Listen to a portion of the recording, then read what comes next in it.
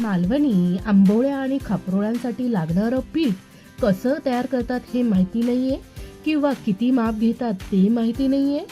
चला तर मग बनिया आंबोळी आणि खापरोळीसाठी लागणारं मिश्रण कसं तयार करतात. सर्वप्रथम कढईमध्ये 2 वाटी तांदूळ, 1 वाटी उडीद डाळ, अर्धा वाटी चणा डाळ, अर्धा टीस्पून मेथी दाणा एकत्र करून स्वच्छ धुवून 6 ते 8 तास पाणी घालून भिजत ठेवायचं आहे.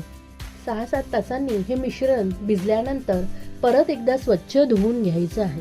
मिक्सरला वाटताना त्याच्यामध्ये थोडंसं पाणी घालायचं आहे. आंबोळी आणि खापरोळीला लागणारं पीठ हे इडलीच्या पिठापेक्षा थोडंसं पातळ वाटायचं आहे. या पिठाचं वैशिष्ट्य माहिती आहे का?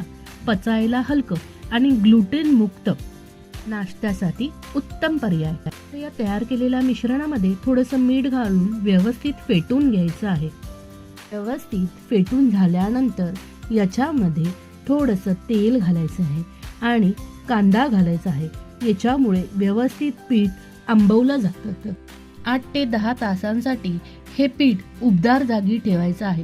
त्याच्यामुळे पीठ व्यवस्थित आंबवलं जातं. बघा आपलं पीठ किती छान तयार झालं आहे.